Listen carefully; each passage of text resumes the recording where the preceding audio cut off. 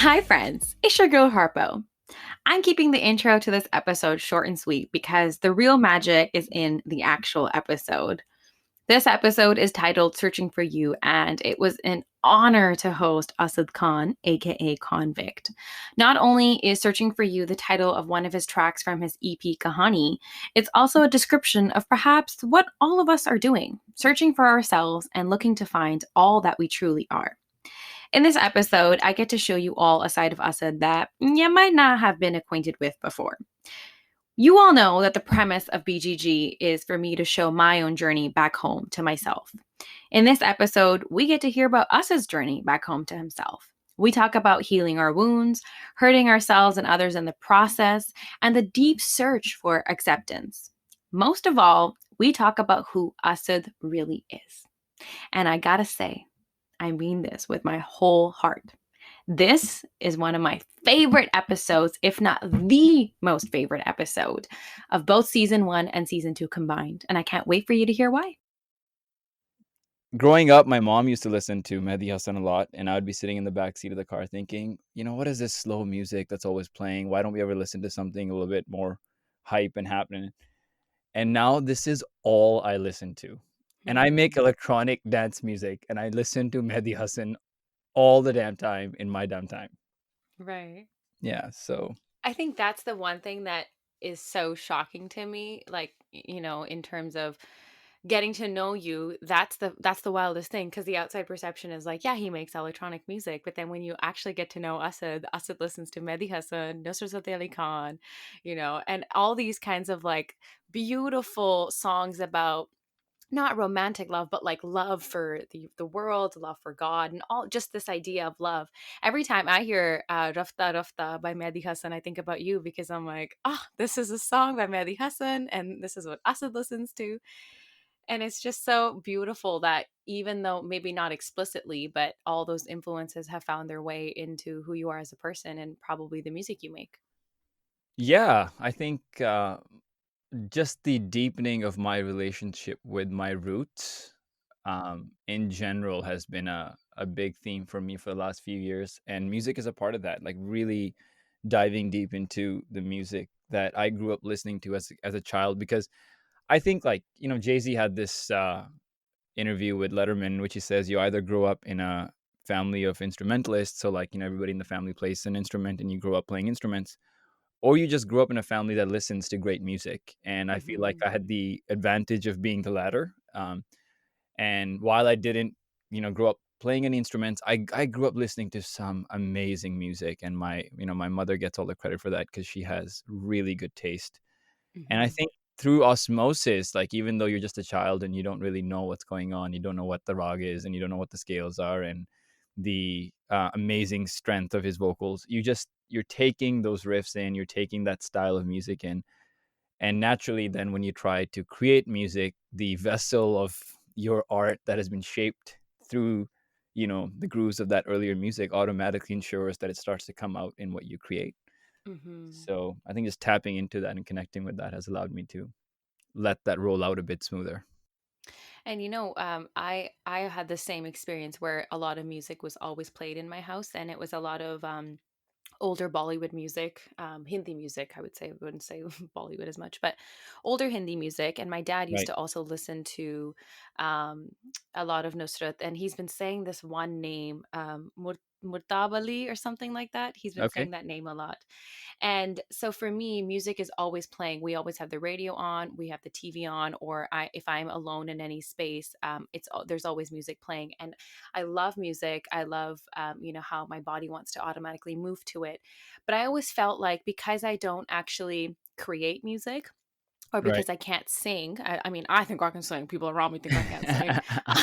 But because I can't actually produce music, I can't make music. I always felt like my love for music is not as strong as someone who can actually create it. And, for the longest time, I was like, I'm just going to stop saying that I really love music because I feel like I Right. just sound like everybody else. But the older I get, the more I realize that I can still love it even if I'm not a singer or a producer or a musician. Like I can't play any instruments, but I have so much respect for the sound of instruments. I have my own sounds that I love. Like I love the trumpet sound, the saxophone sound. Right. And I connect to that a lot. I like listening even if I can't create it. Well, what if I said that the listener creates the music just as much as the creator Oh, does? that's too deep. Because I mean, they don't really like if the listener it doesn't exist to listen to the music, then really like what is the creator doing? It's Hmm. I think that zoomed out is a bigger theme of the creator and the consciousness to get to experience it. What's the point of all the creation if there's no consciousness to experience it, right? Yeah, and you walked right into this first point that I wanted to make is this the title of this episode is Searching for You. And it's because I was Mm. a listener of your song Searching for You. There's two songs actually of yours that really moved me. Searching for You I'll talk about in just a second, because I really want to talk about why we titled this episode this. But even your song, Before Summer Ends, I remember calling you up last summer and saying, "Can I please use your song, Before Summer Ends, for a project?" And you said, "Yeah, of course." And the project was, I was listening to the song Before Summer Ends, and it was a bit of an older song. I never heard it before. But as I was listening to it, while I was, driving somewhere, I heard it for the first time, and it just moved me so much. I couldn't stop listening to it all night. And I Wow. remember it was like, I think it was like a full moon or something. And so I was taking a bath. I had the song playing in the background, and I just started weeping in the bath. And there was something that connected, like something just clicked in my mind. And it had to do with my grandmother who passed away in 2016. My grandmother died by suicide. And when I heard Before Summer Ends, I kid you not, her death made sense to me because Wow. I could there's a part in that, I don't know how to describe it, but there's a part where there's like somebody singing. Right. And Right. that part to me, something in my heart was like, okay, like I could hear my grandmother speaking to me and she was saying to me, I had to go the way that I did so that you could heal the way that you've had. Wow. And it was all because of the music that you made. And I'm sure you didn't intend it to be, you never really know what how someone's going to receive the music, but that was crazy to me that only hearing that is what prompted that sort of a click and connection and shift in my existence. Wow. Firstly, thank you for sharing that. That's I mean, deeply moving and intimate. So I really appreciate you sharing it. And like a story like that is what solidifies sort of the resolve to keep creating. Like Right. I don't think uh, oftentimes in interviews like I get asked this question like, "Oh, like what were you hoping people take away from this song?" And I've learned that like that is not a great question because um everybody takes from all forms of art solely based on how their inner universe is at the time. Like Hmm. the way your inner sort of your psychology at the time, your level of peace with yourself and your level of lack of peace with yourself. I think all those things shape how we consume art and how what we find in it. It's just like, you'll see something completely different in a painting than I will based on how we Hmm. both perceive it. And our perception is filtered only through our inner state and our inner being. So I think that's what makes like creating anything so special is that you like I would have never imagined like that like that song would Hmm. have that kind of impact on one person, and that's one story. And how many people might have had their own story with it. Somebody just might be having a really good time dancing to it at the beach, or Yeah. somebody can have a really deep meditative experience like you did. So thank you for Hmm. sharing that. That's beautiful. Thanks for creating that song, man. Well, shout out to Hark, shout out to Sahil who played the flute, and my piano teacher who like taught me how to write those chords. Right. Yeah. No, So see, many that's the so much thing. goes into it. It's not that. Yeah, it doesn't belong to one person. No art does, Yeah. I don't think. Yeah, I think that's what it is. That, and so much goes into it. So this episode is titled "Searching for You," because you have a song called "Searching for You," and for Right. me, when that song came out, the first time I think I'd ever heard it was when I was living in Montreal by myself, and I was crossing a really busy intersection, by the place that I lived at the time, and "Searching for You" came on, and I feel like I'd had like either I had a hard day, or it was just like a week where, I'd been living on my own for a little while, and I was just questioning whether all of this was worth it. And I heard Searching for You, and I realized, oh my God, it is worth it. Like, I'm over Right. here basically, forming myself and forming my identity. And so for me, Searching for You was kind of a turning point for me, like as a fan of your work for sure, but as an acquaintance at the time who eventually, now we're ghosts. So it really was a 100%. turning point. Yeah. I really want to know from you what Searching for You is about, and who that you is that you're searching for. Yeah. Searching for You came out um, under Kahani, which was my first project that was my own music. Before that, I was DJing and sort of making mashups and remixes, but never really something original. And I think in general at that time, my level of awareness about myself had started to increase. And we'll get into that. And for me, that has happened through many experiences, but predominantly my first psychedelic experience, and then from there, meditation and some and teachers and so forth. But I had basically found myself at this place in life where I was unhappy and just overall not content with my life. And it was confusing because on a surface level, I had everything. you know, Mm-hmm. I was I was young. I was like 28, 27. I had a successful business. I was traveling the world playing music. I was loved for my music and DJing, and like at that age, like I was being paid very well to fly to like Thailand or the Philippines to go play these massive parties, and I still didn't feel like I was getting an authentic experience for my inner self. Like there was a lack of alignment with how I felt inside and how what my life had become. And Searching for You is in many ways the beginning of that process of like, okay, what kind of life do I really want to live? If all of this that I thought, when I started Decibel, when I started DJing, when I got into it, my passion for music kept me going. But then the success that came with the business and the DJing was like, okay, yeah, this is going to get me to a point where I can have the life that I thought that would make me find the peace that I so desperately was seeking. But a classic story of like arriving at that point and thinking, well, the math doesn't check out because I Mm-hmm. have all of that now. The check marks are there, but I'm not any happier. And so I think Kahani and Searching for You were the beginning of that search. And I talked about this in my interview with Trevor Hindsight, in sort of the BTS of the video, that Searching for You is really like searching for my inner self, for my true self that um, wanted to be heard and have the voice to fully express itself.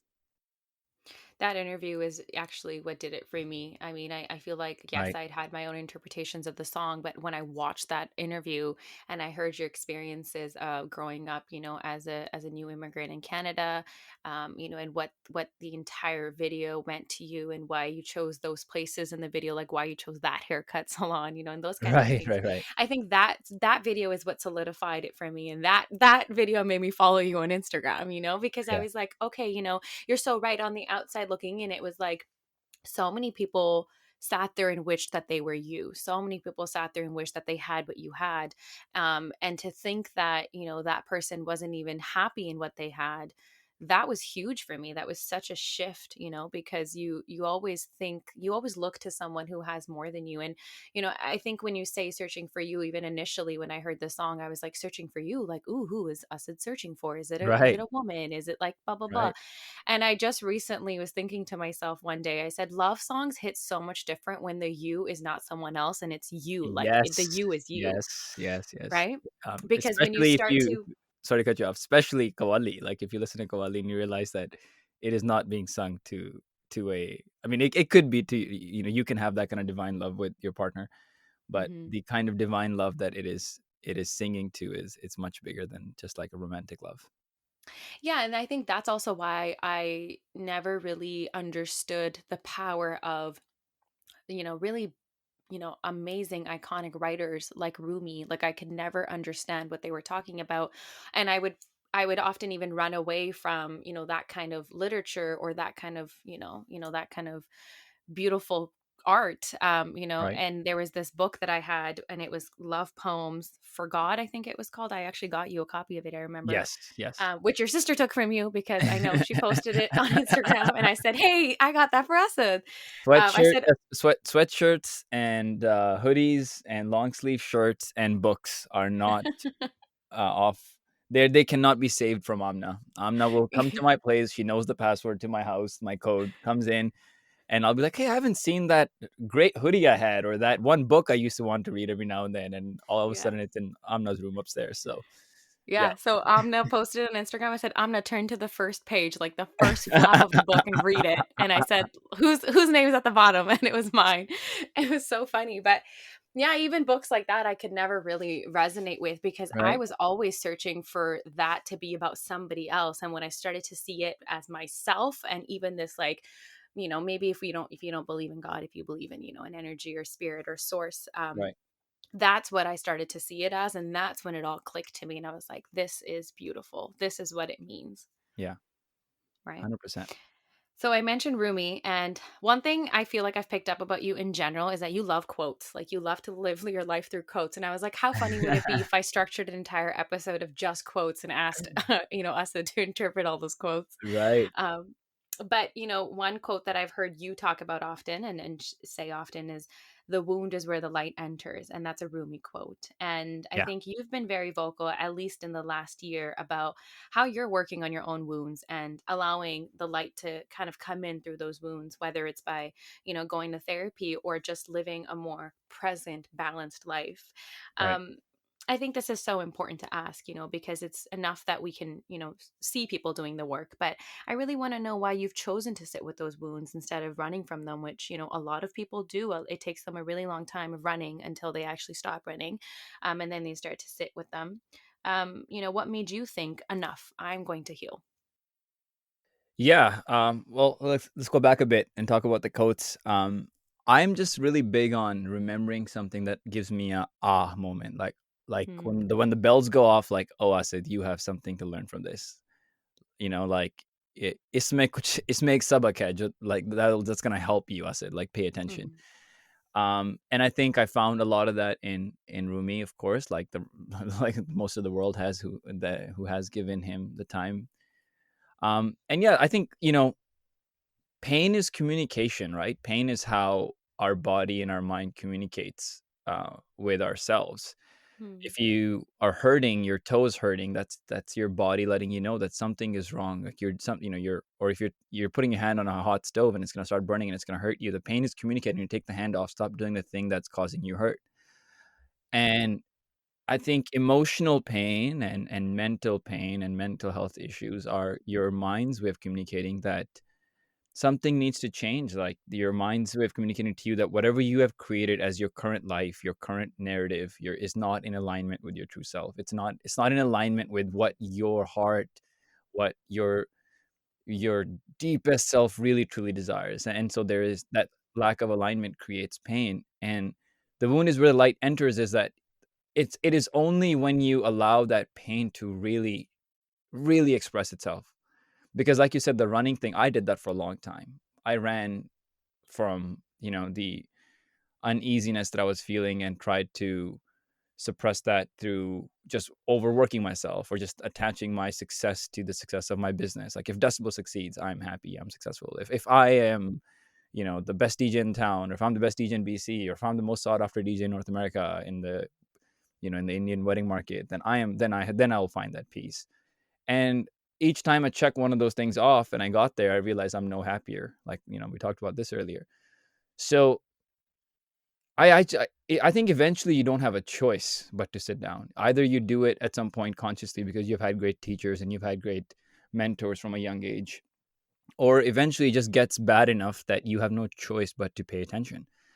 And for me, I think, again, like psychedelics were sort of my first portal into seeing the oneness of everything, and the ideas that then took me years to sort of learn and study and try to incorporate into my daily lifestyle. But the once you've had that taste, once you've had that glimpse into that oneness, and how beautiful life can be outside of your head if you can get out of it, then you have this like, the universe has sort of in a way just whet your appetite enough to be like, this is what it could be like. It's kind of like beginner's luck when you start something that you're going to be passionate, that you end up finding passion for. In the beginning, you're kind of good at it. Like when I first started DJing, it kind of came naturally to me. But then obviously, you have to put in the work. But I think beginner's luck is just the universe kind of giving you a taste of what it could be like if you really put some time and effort into this. And I think having seen what kind of bliss was possible, whether it was in a deep meditation or a profound psychedelic experience or listening to a great Qawwali, I had realized that the peace that I was seeking was possible.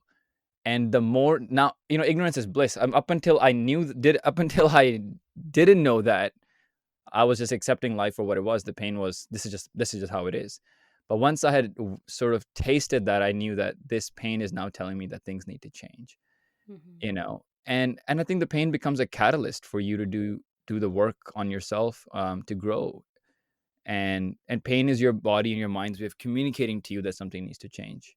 Mm-hmm. And I think it's like we all have moments in life that are, at least up until that point in your life, the bottom of the well, or like your rock bottom. And you just get there, and like Jamie Foxx had this like thing in a podcast where he tells his kids like, what's on the other side of fear, and then he says nothing. Mm-hmm. And I think that is so profound, because like all that pain that I was so afraid of sitting with, the minute I sat with it and it went through me and it hurt deeply, on the other side of it, I was like, okay, I can go through this. Right. The other day I had a tweet that said, um, I've learned that our hearts can endure a lot gracefully if we just sit with it. It's the constant running away that drives us crazy, Yeah. right? So I think it's just a combination of all those realizations that were like moments around that quote, and it was actually, I read the quote way after it had that knowledge and that learning. And like you said, if I'd learned it before, like if I had read that quote when I was 23 years old, it wouldn't have made any sense to me. Mm-hmm. But I think I had sort of had that experience to be able to come back to it and say, okay, I understand, and that's why it's become something I remember. While you were talking, I kind of slipped out into my room to go get this book that I read. It's by Melody Betty, Hmm. and it's called Journey to the Heart: Daily Meditations on the Path to Freeing Your Soul. And it's one of those books that you kind of open and, you're supposed to read the date. And so, today's June 9th when we're recording, and the passage for June 9th is believe in life, not loss. And it kind of talks about whether we choose to believe in life or choose to believe in grief. Right. And it says believing in life means we can trust in the nature and rhythm of life with all its constant change. We believe in transformation, change, and purpose, and it means we're not in bondage to the past. But believing in loss means we focus on the grief, on the pain, on the tragedy, on the inescapable reality of certain events. Believing in loss means we get fixated on what was taken from us, what we did wrong, and we judge Right. ourselves and live our lives harshly. And so she ends it off by saying, do you believe in loss or do you believe in life? And that believing in life means it's okay to let go. We can trust where we've been, we trust where we're going, and we're right where we need to be. Believe Right. in life is what she leaves us off with. That's amazing. Right, to believe that, and I was moving throughout the entire day today telling myself that you had to go through everything that you had to go through so you could come to today.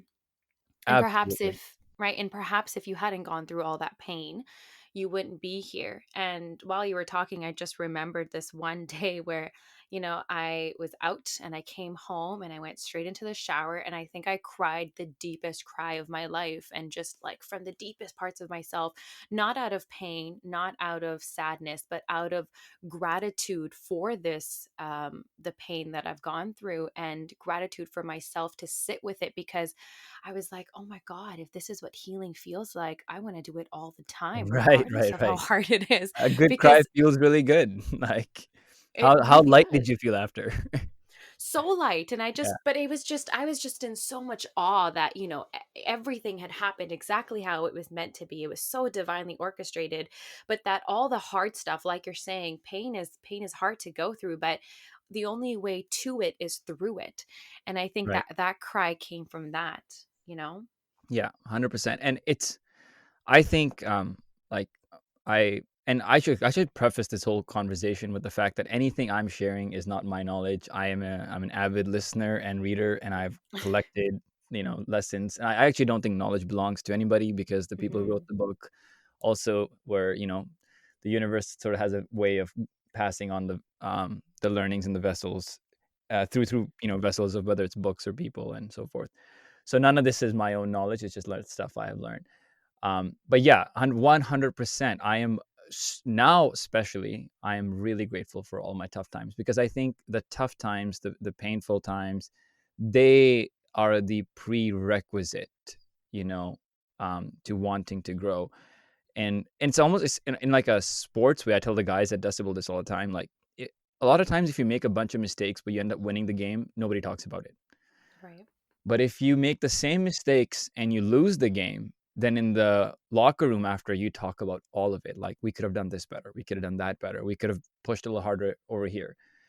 And so that's why I think it's like the feedback that hurts, or the painful times, or that are a consequence of the actions and the choices that you have made that do not serve you. That direct feedback is actually way, way more valuable than just like a really nice happy go time, because the Hmm. happy time is great, and it's amazing to be in that blissful state. But it often doesn't teach you much. It's not telling you what you could be doing better as much as the painful times do. Hmm. And this is actually only one side of, pain and hurt that we're talking about. There's obviously, we've come to a place where we can find appreciation and gratitude for that pain. But when you're going through it, sometimes it can be really hard. And especially if you don't have that awareness of yourself. I mean, it's nice to look back in hindsight and think, I was acting this way because of X, Y, and Z. But when you're Right. kind of going through it, it's really hard to know how you're treating yourself and treating other people. And I say that because I know you and I are very compassionate human beings and we have really big hearts. And I know I'm really, really hard on myself when you know, accidentally hurt somebody when I'm hurting. Right. Even if I don't mean to, and I can hold space for the fact that perhaps I did it unknowingly, I'm still really hard on myself. And you said this once to me when we were on a walk just a few weeks ago that, no one's immune to this and that there's no way you're ever going to go through life without hurting others, especially when you're hurting yourself. Right. I want to ask you about that. If the pain was there was so much pain and so much hurt in your life, did you hurt other people along the way? And did you know you were hurting others while you were also hurting? Yeah, this is a very deep, intimate question. And I think, and I've unpacked this so much in Mm. therapy and stuff now, that I actually feel really comfortable talking about it. But my deepest pain actually came from the pain that I knew I had inflicted upon the people that I loved, like really deeply loved, Mm. And and and I think that's like the point that you said about like knowing that you have a big compassionate heart, and then you still, cause harm, or you create pain for other people. I think what I've learned is that everybody does the best that they can given the level of awareness that they have at that time. I and I think it understanding that is what has led me to sort of make amends with myself, because I remember talking to Tarun about this once, and he actually, I mean, I could do an episode completely on how Tarun has helped me change my life. But Mm. for those of you who don't know, Tarun is my manager. He manages me as an artist. He's one of my closest friends and business partner, and we basically do everything together at this point. Mhm. Um, but I was really down upon myself on something from my past where I'd created hurt for somebody that I really, really cared for. And he basically said, like, um, being that upset about having made those mistakes is actually really narcissistic. And I was like, "Whoa, hold on. Like, What? how's like being repentful of my, mistakes here?" He said, "Who are you to hold yourself to this impossible standard that you will never hurt anyone? You were just a guy, a kid who grew up with his own limitations, without a father, without much guidance, was bullied like crazy, and like wanted, like any other child, to feel accepted, to feel like he belonged and to feel like he was loved. And he looked for all those things in all he looked for those things and all the things that could momentarily provide that, and Mhm. it is narcissistic of you to think that you should be at this like complete zen state where you will never hurt anybody.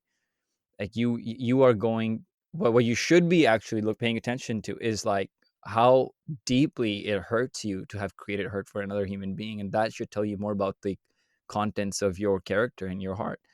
And I was like, I don't even like really think he realizes this, because this was like over a Zoom call. He just kind of said it in passing, and I sat there for like an hour, just like thinking about that, because I think that is so true. I think we have these impossible standards that we build for ourselves, and as your awareness increases, you also inevitably see that there is no other.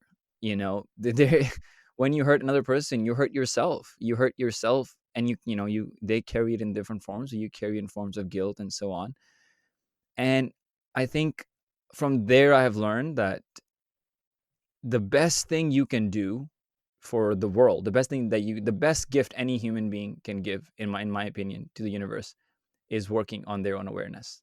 Mm. Because if as you work on your own awareness, it is inevitable that it will create habits and a life that will allow you to be a kinder, more compassionate human being, because that is every human being's true essence. Uh, no child is born wanting to create hurt. No, and our conditioning and our parents and society and community and all that kind of stuff creates conditioning that becomes that creates walls and creates friction that will inevitably create hurt for you and for others.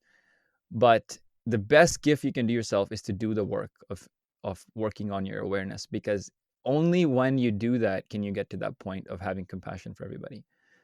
and Mhm. and the the vengeance against yourself is not helpful, because I was listening to there's a woman by the name of Tara Brock who I've learned a lot from. She's a spiritual teacher and like has these amazing podcasts on Spotify. And when I first went to therapy, I was introduced to this book by her called Radical Acceptance. And I just like, when I find that something helps me grow, I devour it. Like I become obsessive. So I started walking every night for hours listening to this book. And in one of her podcasts, she said, vengeance against ourselves is a lazy form of grief. It's an escape from actually facing the grief. So continually being down on myself was me just being lazy and running from actually sitting down and facing the grief of the pain that I had created for myself first and foremost, and then for the people that I loved.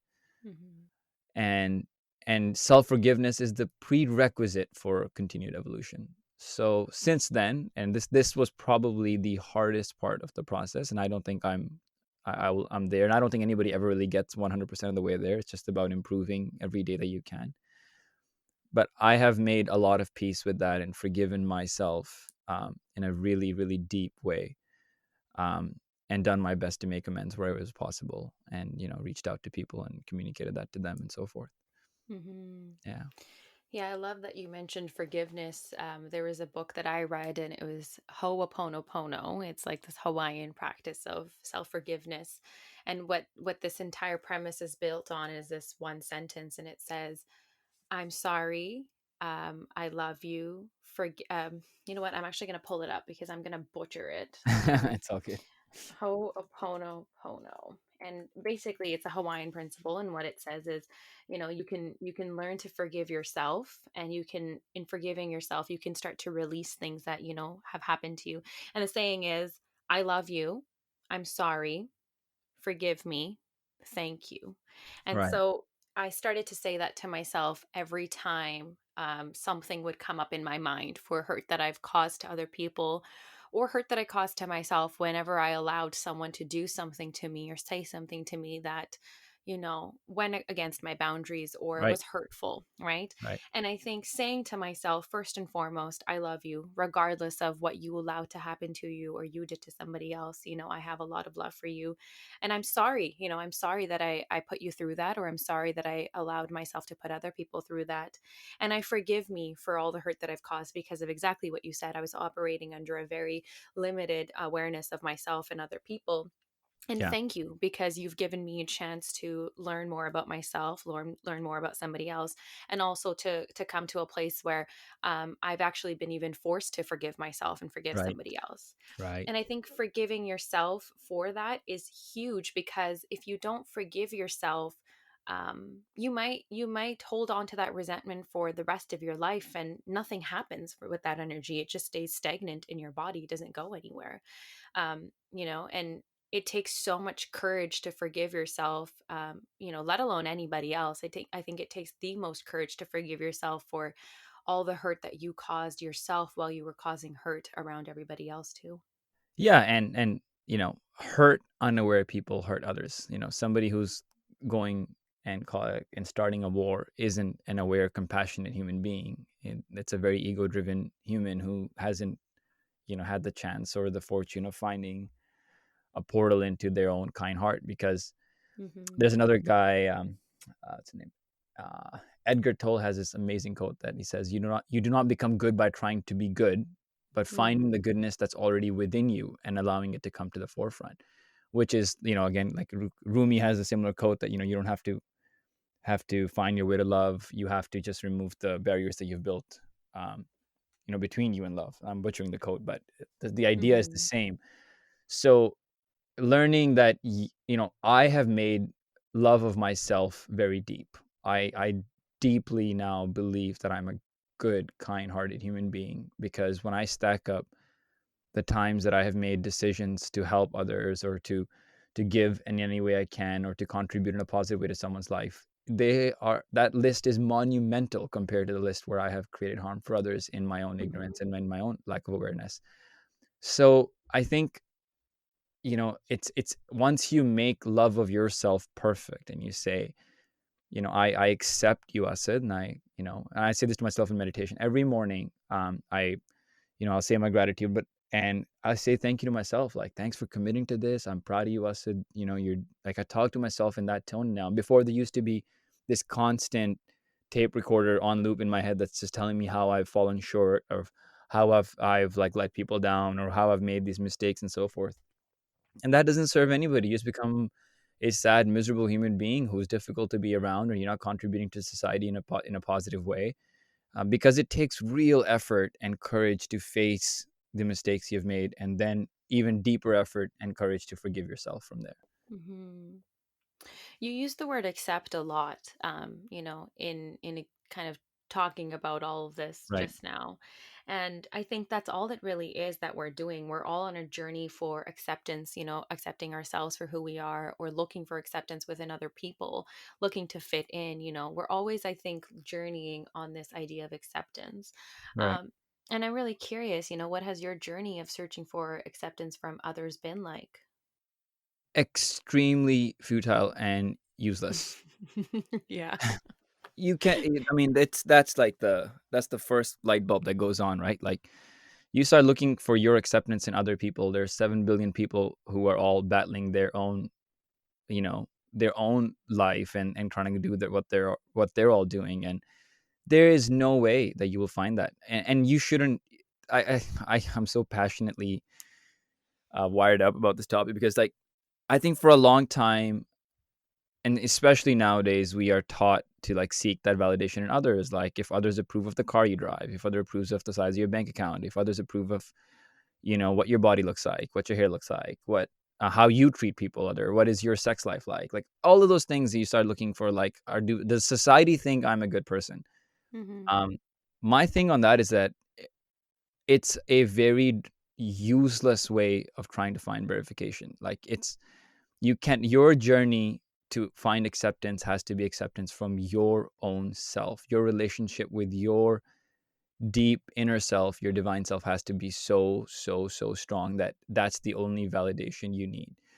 And being I was in the public eye a lot, and, like, there's, like, thousands of people on Instagram that were, like, looking into my stuff every day. And if I started looking at, and I did for a long time, and we've talked about this, like, there was a lot of um expression by people of what they didn't like about me, or they didn't approve of me. And these were people that had never met me. They had never spent a day in my company. So if I started, and for a long time I did, I put my level of happiness into the level of acceptance I'm finding in others. And I'm so, so grateful that my wonderful, wonderful, wonderful teacher and therapist and friends and books that I've now read have helped me realize how stupid that was on my part. Not stupid, just, like, ill-informed. I don't like the word stupid. I don't really think that's a thing. Just lack of, again, awareness. Um, so I focus now much more on accepting myself versus finding acceptance outside, because but I hold myself accountable. That's not like, oh, I said you were really bad today. I accept you. Like, hey, I said you made some mistakes today. Tomorrow we're gonna do better. Like, this is not in alignment with the kind of human being that I aspire to be. And I my love for myself has deepened to a point where I know that the kind of human being I want to be is extremely kind, compassionate, wants to see everybody around him grow, wants to express his art. And anything that I do that is not in alignment with that vision, I have to course correct myself.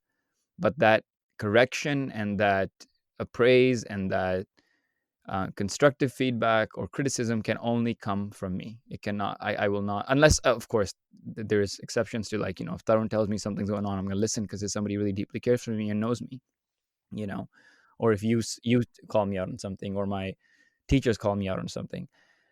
But finding that, searching for acceptance from like 19,000 people on Instagram or whoever else is involved in my life, is no chance. I would do that to myself anymore. But I think that's what self love is. And I think Yeah, that was what I realized, that, even holding yourself accountable is a form of self love. When you say, 100%. I think that 100%. is like, it's a deep level of self-love. It's a deep level of commitment to yourself to say, we're trying to be better, and being better doesn't mean you bypass all throughout the dumb shit that you do, right? Right. Self-love is calling yourself in, pulling yourself in, and at the end of the day saying, how can I be better tomorrow? That is Yeah. self-love. Self-love 100%. isn't, I love myself and all my flaws. Of course, Yeah. we're humans are inherently flawed, and I think the entire journey is for us to understand our flaws and to perhaps lessen the impact of our flaws. But I think that's what self-love is. Yeah, and I'll share a story with you that I think, like, for me, the idea of self acceptance really developed listening to this one thing. Um, so I came across this teaching that said liberation is really a state of being without anxiety from non-perfection, and I was like, Hmm. whoa, like Say it again. anxiety from Liberty. liberation is described as being without anxiety from non-perfection. Wow. And the prompt was to, like, pause your day, sit down, and, like, deepen your attention and ask yourself, what would it be like to be without anxiety about non-perfection for yourself? Like, whatever your perceived imperfections and flaws are, if you could for a moment sense what it would be like to not have that constant feeling of something fundamentally being wrong with you. And Hmm. I was just like, whoa, because in that second when I just meditated on that, I felt so light, and I realized how much of my life is happening under this invisible weight of something is wrong with me. Hmm. I am not, something is wrong. I am not making enough music. I am not making amends with the people that I've hurt enough. I am not being the as compassionate a business leader as I could be. I'm not nonstop, I was looking for something that is not right with me. And the second I went into this moment where I took that weight off, I felt so liberated, like somebody had just taken, like, pounds and pounds of weight off my neck and my shoulders and my brain. And from there, that lightness turned into grief. It turned to grief because I realized in that moment how liberated I could be if I could do the work to achieve this peace, if I could get rid of that voice in my head. And grief because it helped me realize how many years of this beautiful, precious life that I have the gift of living have I spent under this cloud of non perfection, of believing that something is wrong with me. Because, Hmm. you know, kids in kids in high school told me something was wrong with me, because my parents when I was younger told me something was wrong with me if I wasn't first at everything, because when I made mistakes and I was in the public eye, everybody in the entire universe told me I was wrong with me. And so now I believed that something was wrong with me. And I was like, man, I have wasted way too much of my life on this crap. And whatever amount of work it takes for me to liberate myself of this, I'm going to do that. And the thing with grief is that once you get to that point of having grief for yourself in your life, you then commit with compassion. You don't commit with the strictness of, like, oh, I'm gonna, from this day onwards, I'm never gonna do anything wrong. No, you commit with this, like, cradling love for yourself. You hold yourself like a baby. Wow, I said, sorry, yaar, man. I was so hard on yourself. I said, like, I'm sorry that I was like, I talked to myself and I picture this, like, I have this picture of myself. I was playing cricket when I was like 5 years old in Pakistan. in one of our homes, and I had this big smile on my face, and I'm wearing shorts and like a yellow shirt, and I have a cricket bat in my hand. And I talk to myself with that image of myself in my mind now, and I say, Asid, I'm so sorry that I let this bullshit belief system take away so many precious moments of your life. But I'm also really grateful that we got to this realization in our late 20s and not when we were 60. And from this Mm. day onwards, I'm going to do all it takes to liberate you of that bullshit so you can really enjoy and serve and be the best version of yourself you can be. And that committing to yourself can only happen once you can find that point of grief of like how much of your life has been affected by believing this. Yeah. Yeah. Yeah. I mean, I'm sitting here emotional because at the time that we're recording this, we have the same therapist, you and I. I Yeah. had a session yesterday with her, Right. and I always walk into the session thinking, I think I'm the shit. What? I don't need to be here. I mean, Right. I'm the one who's booked the appointment, so I know an element of Yeah. me knows I need to be there.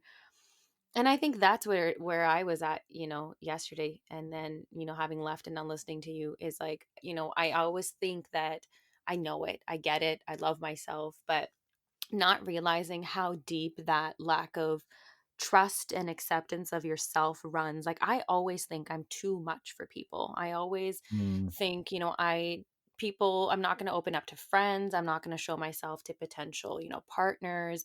And, this is also why I've never been able to be in a relationship, because I think I'm too much for people to handle.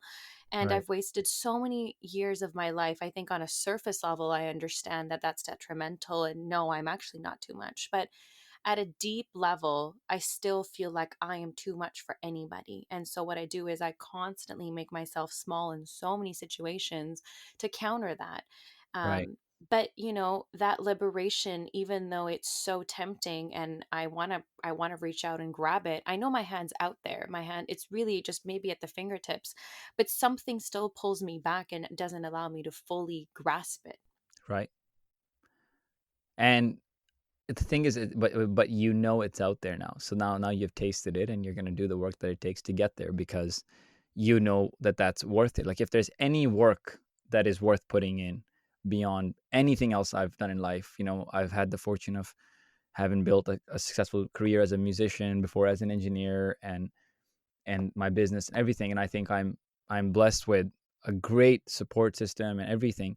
The most valuable work I've done has been this work on myself. And Harpo, the other thing I would say to what you just said is that you're and this is something that really helped me with my music project.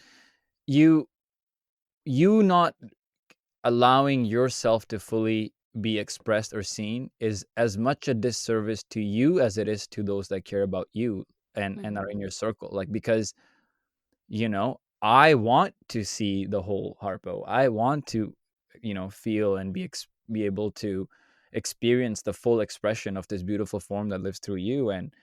And so it also, I think, it becomes bigger than you when you realize that there's a level of serving here. This is not about just about you and your story as much as it is also about how much more of a positive impact you're going to have when you start expressing. And you already have. You wouldn't be doing this podcast, you wouldn't be putting yourself out there, you wouldn't be reaching out to people that have in any way touched you or had an impact on your life, and then sharing their stories with people, and the ripple effect that will create, because you are understanding and this. So like you said, you booked the appointment. Some level you already knew that you needed to Hmm. go.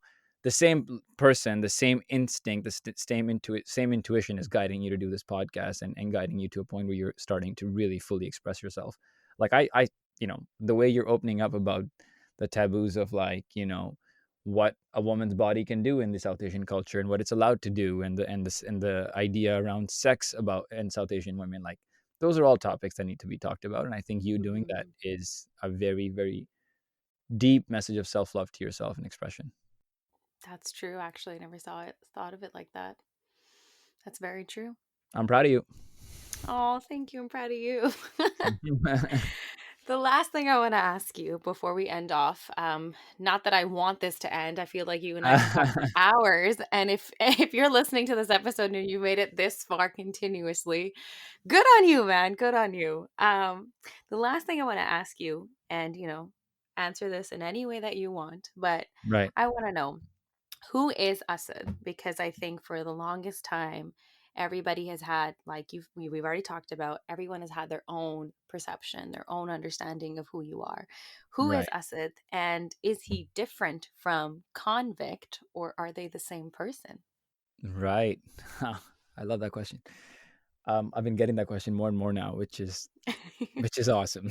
um, yeah, let's start with Convict. Like, Convict is a project of self-expression that a human named Asad started. This is, I think, it's about 9 years old now. It is a vehicle I've built through which I can share my art with the world. It's a it's like any entity you create. It's like a business, it's like a painting, it's like a song, but it's its own vessel through which it flows and hopefully creates impact. I am not as attached to the Convict project as an identity of Asad anymore, which has been a very liberating process for me. I don't think of my music and stuff going out like, oh, this is my song and all this stuff. Like, Convict is just one part of my life I'm going to do. Decibel is one little part of my life that I'm going to do.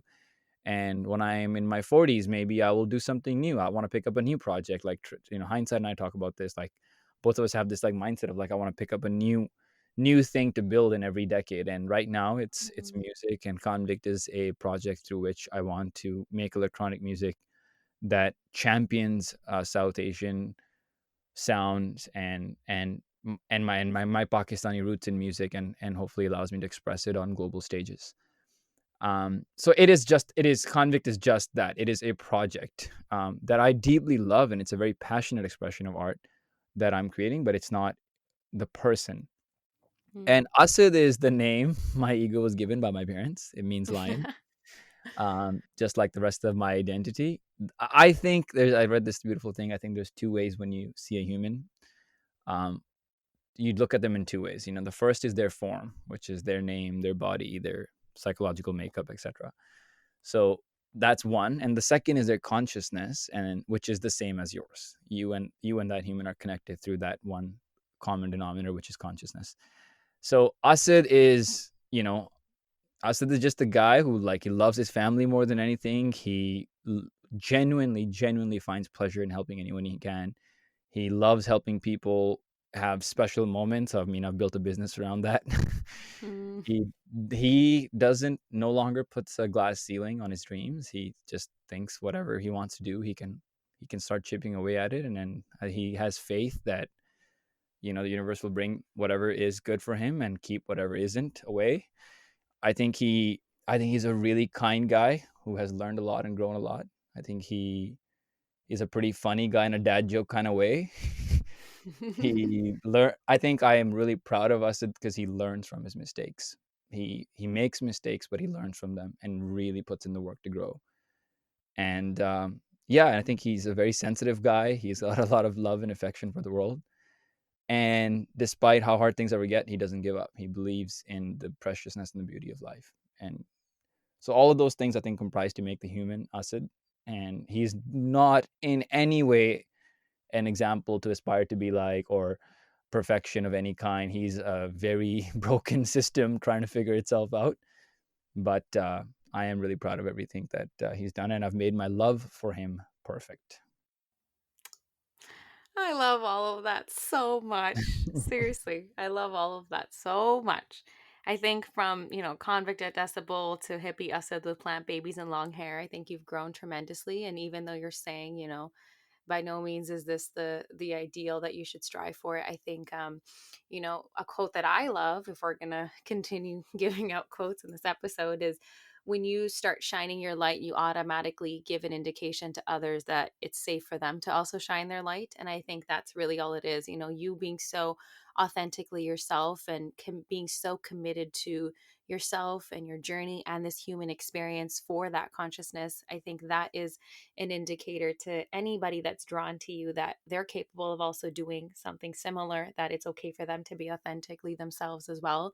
And I think, that's it. You're just leading by example. You might not be explicitly saying things and you might not be explicitly doing these things, but I think just you moving through the world in the way that you are moving through it is inspiration enough. And I want to thank you so much for having this kind of a chat with me. I think it's, invaluable to me to be able to hear these things about you. I've looked up to you for so many years now, and, I'm so happy that our souls crossed paths at the time that they did. It's a miracle that we're here at the same time. And thank you for being such an incredible friend. Thank you for being such a dope guest. I think this, I for anyone who thought this was too existential, I'm sorry. I'm sure you need to, I'm sure you learned tons, even if you thought you weren't going to. Um, but thank you so much for just being you. I think, you're so good at being you. And I want to thank you for that.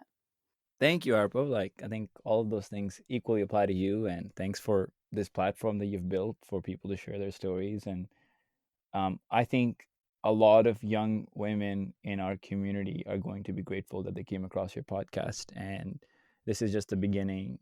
When I think of people that I learned from, I always sometimes go, man, like God bless their souls for like putting in the time to like share this knowledge and this their lessons and their triumphs and their losses. And because I think it's a very expensive life to live if you have to learn every lesson by making the mistake yourself. And if you can listen to other Mhm. people's stories and learn from their lessons, it can really, fast track your growth. And you are providing a really great platform for people to do that. So thank you for doing that. Thanks for having me. I really enjoyed this conversation. Like, I don't nowadays, especially, I'm very private. I don't open up like this to many people, but you're one of the few people that I find it really easy and comfortable to have these kind of intimate conversations with.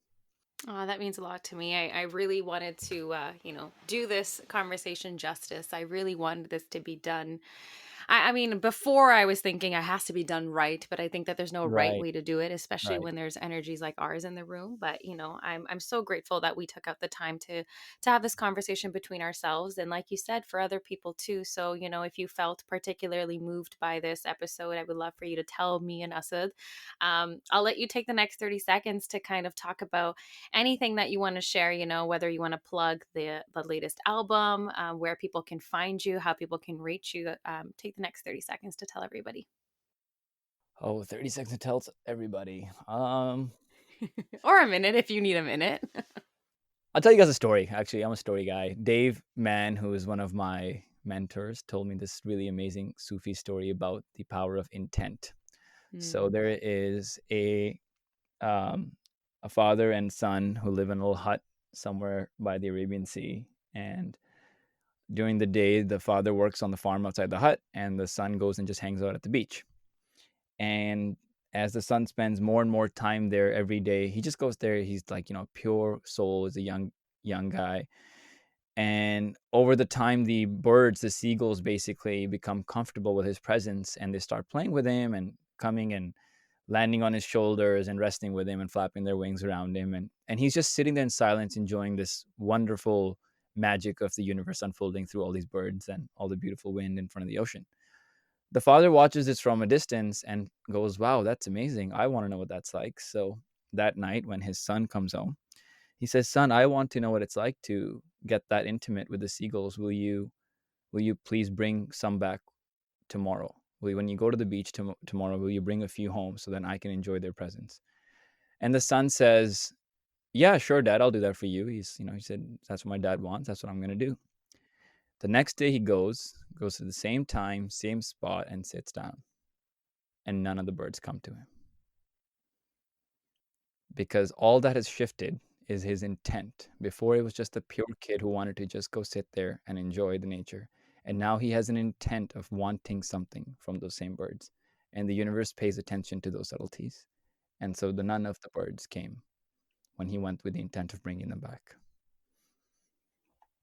Wow. Powerful.